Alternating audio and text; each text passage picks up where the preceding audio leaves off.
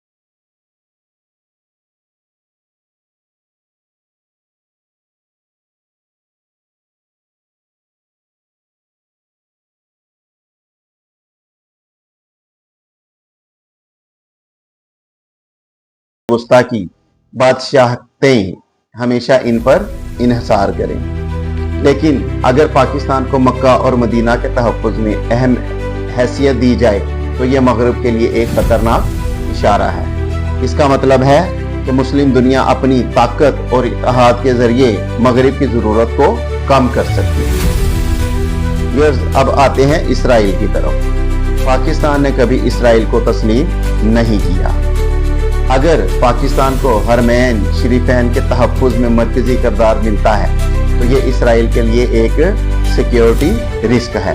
Israel को डर है कि मुस्लिम दुनिया एक ऐसे मुल्क को अपना मुहाफिज मान रही है जो एटमी ताकत रखता है, जो इसराइल का खुला मुखालिफ है और जो हरमैन के तहफ़्फ़ुज़ को अपनी ईमानी जिम्मेदारी समझता है। व्यूअर्स, अब आते हैं असल सवाल की तरफ कि सऊदी अरब ने ऐसा क्यों किया।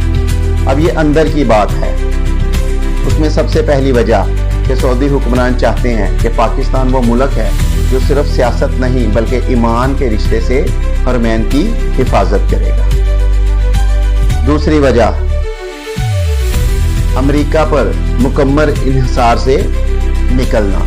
कि सऊदी अरब को एहसास है कि अमेरिका पर भरोसा खतरनाक हो सकता है। वो सिर्फ अपने मफाद के लिए लड़ेगा और पाकिस्तान ही वो मुल्क है जो हर हाल में हरमैन के साथ खड़ा होगा। अब तीसरी वजह यानी जंग और खित्ते के हालात ने सऊदी अरब को मजबूर किया है कि वो पाकिस्तान जैसे मजबूत इत्तेहादी को अपने करीब रखे। चौथी वजह, इसराइल और मगरिब का दबाव।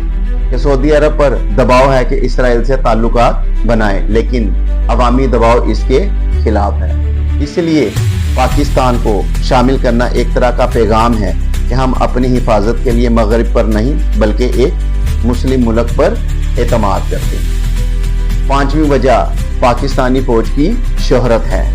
कि दुनिया मानती है कि पाकिस्तानी फौज दुनिया की सबसे तजर्बाकार और प्रोफेशनल अफवाज में से है। इसलिए सऊदी अरब ने यही सोचा है कि अगर कोई मुल्क हरमैन का दिफा कर सकता है तो वो पाकिस्तान। दोस्तों, ये कहानी सिर्फ एक दिफाई मुआहदे की नहीं बल्कि उम्मत मुसलमान के इत्तेहाद, सियासत और ताकत की है।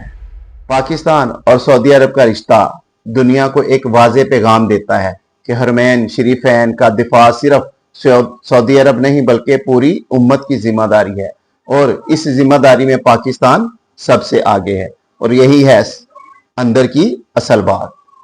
इसके साथ ही इजाजत दीजिए। अल्लाह हाफिज।